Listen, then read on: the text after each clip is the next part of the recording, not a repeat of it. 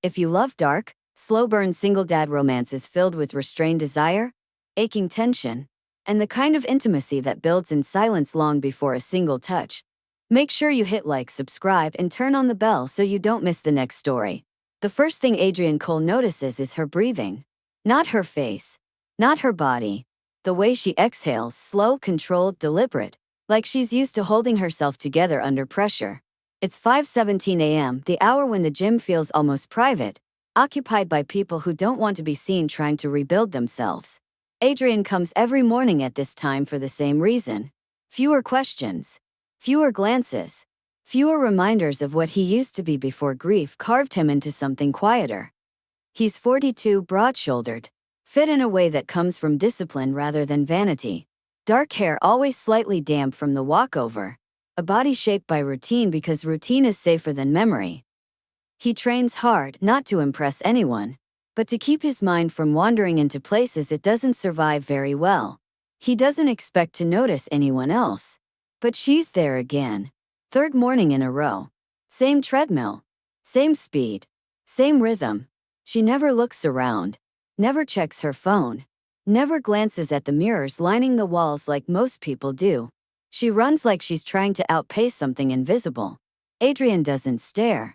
He notices. The way her shoulders relax exactly 12 minutes in. The way she always stretches her calves longer than necessary. The faint wince when she reaches overhead like an old injury she doesn't talk about. He knows her body before he knows her name. That bothers him more than it should. Adrienne finishes his set and moves to the weights, aware of her presence without acknowledging it. That's how this place works at this hour. Silent understanding. Respectful distance. Until one morning the silence breaks. She miscalculates the rack. The bar dips too low. Not dangerously, but enough that she freezes, caught between pride and pain. Adrienne reacts before thinking. He steps in, steadying the weight with one hand, his other hovering near her shoulder without touching. "You've got it," he says quietly. Slow. She inhales sharply, then exhales, following his cadence. The bar locks into place. Only then does she look at him. Her eyes are a striking gray, sharp and assessing, like she's used to reading people quickly. "Thanks," she says. "I misjudged." "No problem." He steps back immediately, giving her space. That should be the end of it. It isn't. The next morning, she uses the rack beside his. No greeting. No explanation. Just proximity. The tension builds in increments so small it almost escapes notice.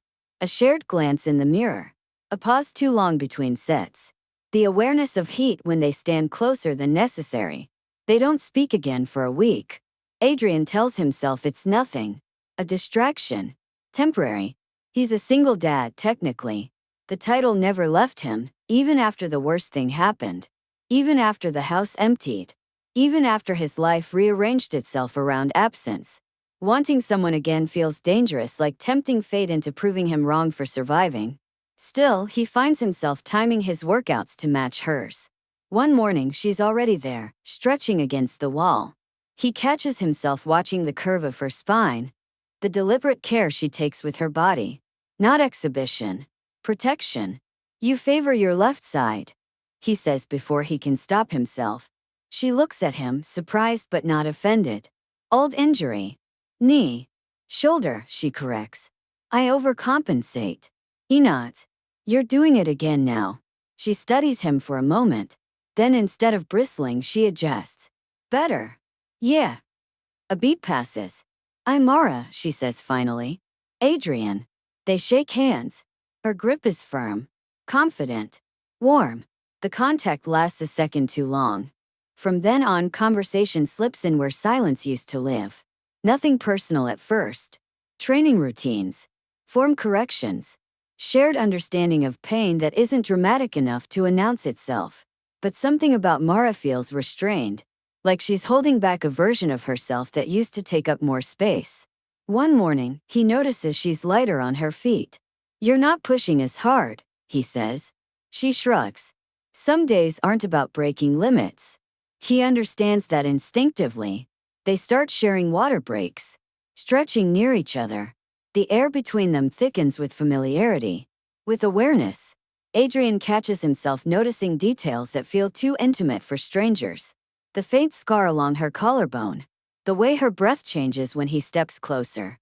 The way she looks at him when she thinks he's focused elsewhere. He doesn't touch her.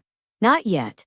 The first time their bodies brush accidentally, passing each other near the lockers, the contact sends a jolt straight through him. It's brief, innocent, but his pulse doesn't settle for several minutes. That night, he lies awake longer than usual. Not thinking about loss. Thinking about Mara. Weeks pass. The connection deepens without being named. One morning, she's waiting by the entrance instead of heading inside.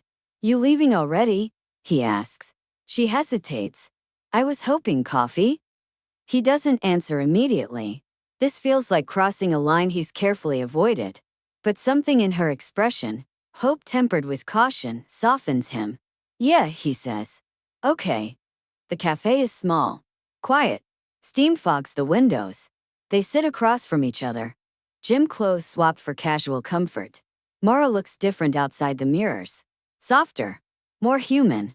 She tells him she moved here after ending something that drained her. Not violent. Not dramatic. Just consuming. "I forgot what my body felt like when it wasn't bracing," she admits. He tells her carefully about his daughter. About loss that never fully leaves. About learning how to exist without expecting happiness to return. Mara listens without pity. "I don't think we stop being who we were," she says. "I think we just get quieter." The words lodge deep in his chest. They keep meeting after that. Sometimes coffee.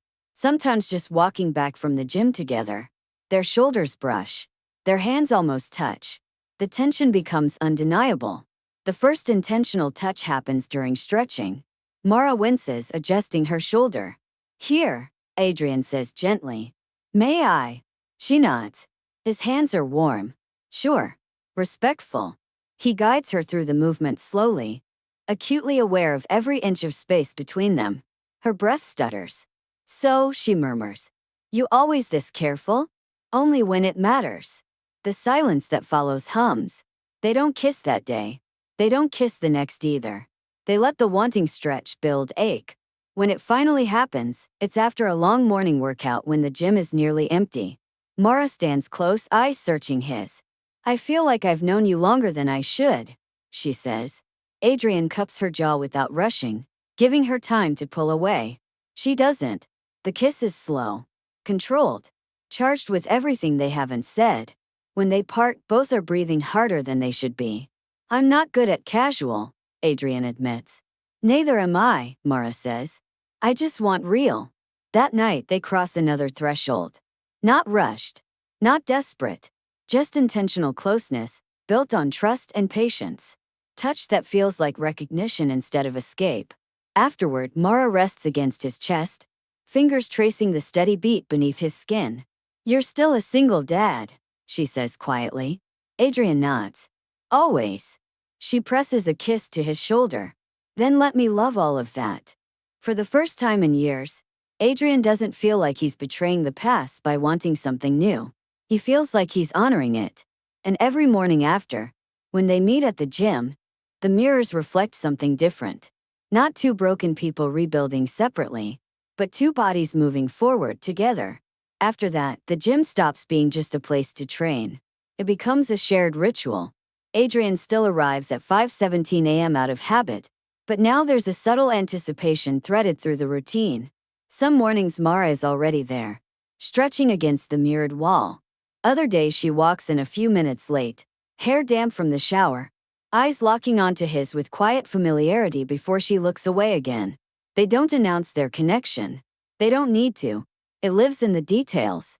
In the way Adrian automatically adjusts his pace to match hers when they warm up. In the way Mara chooses the bench beside him even when others are open.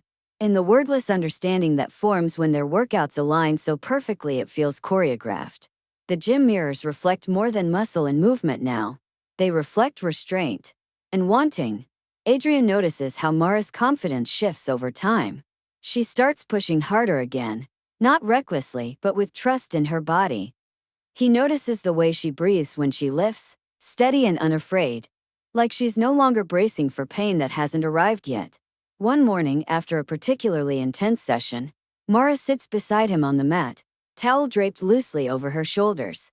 "You watch people," she says casually. He raises a brow. "That obvious?" "You don't stare," she clarifies. "You notice." He exhales. "It's a habit." "From before?" she asks. He nods. "From when paying attention mattered." She doesn't push. She never does. Instead, she reaches for his hand, just for a second before standing. The contact is brief but deliberate, and it stays with him long after she walks away. That night, Adrian finds himself restless again. Not haunted. Aware. Aware of how his life has quietly rearranged itself around Mara's presence. A coffee mug left on his counter from their last morning together. A faint scent of her shampoo still clinging to the collar of his hoodie. He doesn't feel guilty. That surprises him the most. The first time Mara comes over, it's unplanned. A sudden storm rolls in after their workout, rain heavy enough to blur the streetlights outside the gym windows. Mara hesitates near the exit, phone pressed to her ear. "My car won't start," she says after hanging up. "Battery." Adrian doesn't hesitate. "You can wait it out at my place. It's close." She studies his face, searching for uncertainty. There is none. His house is simple, clean, intentional. It feels lived in but carefully. Like a space someone once filled that he learned not to replace too quickly. Mara notices everything. The framed photo turned face down on the bookshelf. The extra place setting tucked neatly into a drawer. The quiet weight of memory that hasn't been erased, just respected. They sit on the couch, rain hammering the windows, legs close but not touching. "You don't have to explain," Mara says softly. "I know," Adrian replies. "But someday I might want to." She smiles. "Either listen." The air between them thickens, not with urgency but with gravity. When they kiss again, it's slower than before. Deeper. Adrian's hand settles at her waist, grounding rather than claiming. Mara leans into him, trust written in the curve of her spine. They don't rush.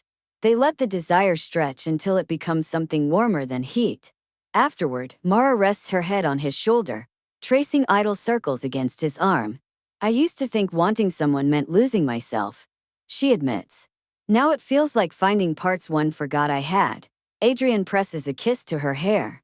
"I used to think surviving meant staying closed." She looks up at him. And now it feels like breathing again. Their connection deepens in ways that aren't dramatic, but profound. Mornings at the gym become gentler. Less about proving something, more about shared presence. They correct each other's form, laugh quietly when one of them miscounts reps, linger longer in stretches just to stay close.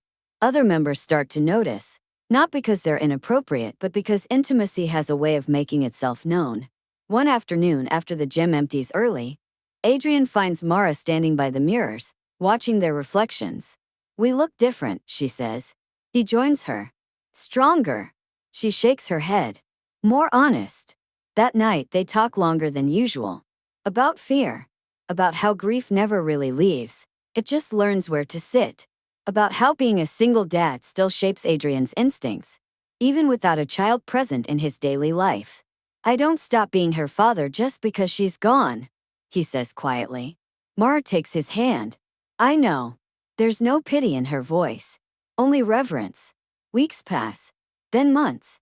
The gym remains their anchor, but their world expands beyond it. Dinners, shared routines, quiet mornings that don't demand anything except presence. Adrian realizes one morning that he stopped counting the days, stopped measuring how long it's been since loss. Life is happening again, not loudly but steadily. One early morning as they stretch side by side, Mara leans in and murmurs, "You know, I learned your body before your story." He smiles softly. "And now I want all of it." Adrian doesn't hesitate.